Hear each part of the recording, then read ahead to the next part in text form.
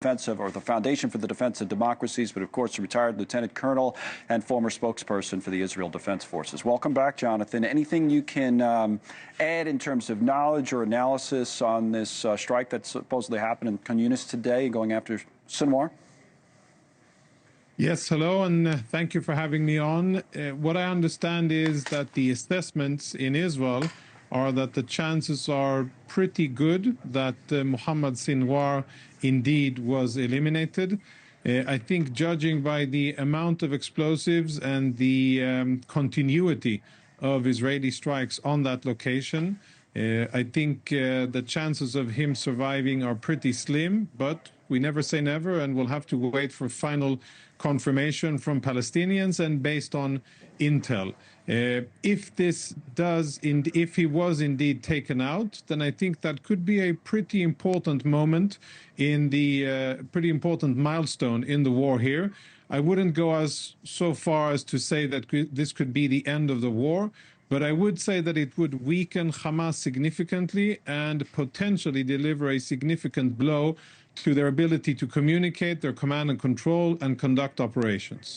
So it was a big deal when his brother was killed. I remember that. Probably talked to you about it at the time. Yep. You say you wouldn't go so far as to say this would mean the quote-unquote end of the war.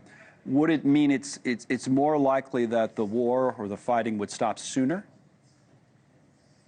You know, I think that the war will end once Hamas is defeated and once they run out of option to operate militarily or to control the civilian population. I don't think that Hamas, the remaining leaders of Hamas, which there are few and far between, but anyhow, those who remain in power, I don't think that they will relinquish power because they know that what awaits them is a very dire fate at the hands of Palestinians who have been oppressed by them for many years, or at the hands of Israeli security forces. So they're between a rock and a hard place, and I don't think that they will concede defeat.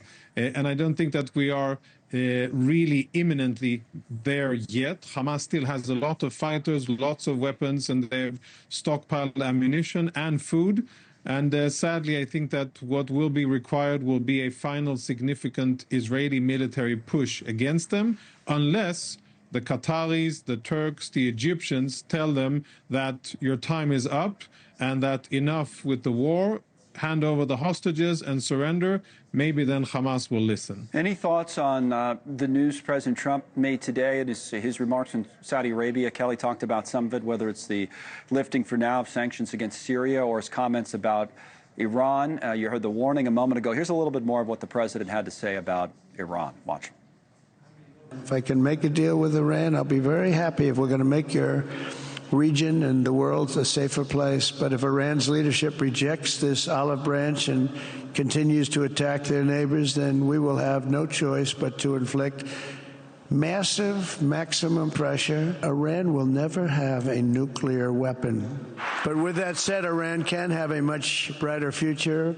What's the Israeli perspective, Jonathan, on those comments?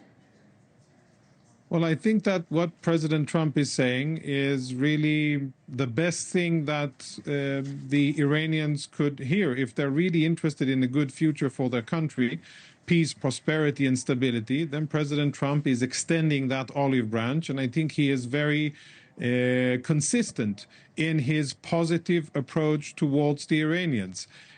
I hope that once, and I believe that it's a matter of time, once President Trump will be disappointed by the cunning Iranians, by their lying and by their deceitful and cunning behavior, he will also enact the threats that he has also been mentioning. And from an Israeli perspective, when we look at the Iranians and when we listen to what they're saying, they are very cunning, they're masterful negotiators, but they are not truthful.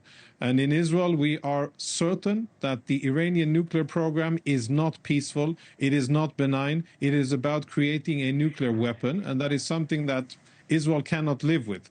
So let's hope that the Iranians take a deal and that there's a full dismantlement of their nuclear program, no enrichment in Iran. If that happens, then we could prevent things from happening. How do you feel about the president, and he's not far away now, of course, not stopping in Israel on his trip?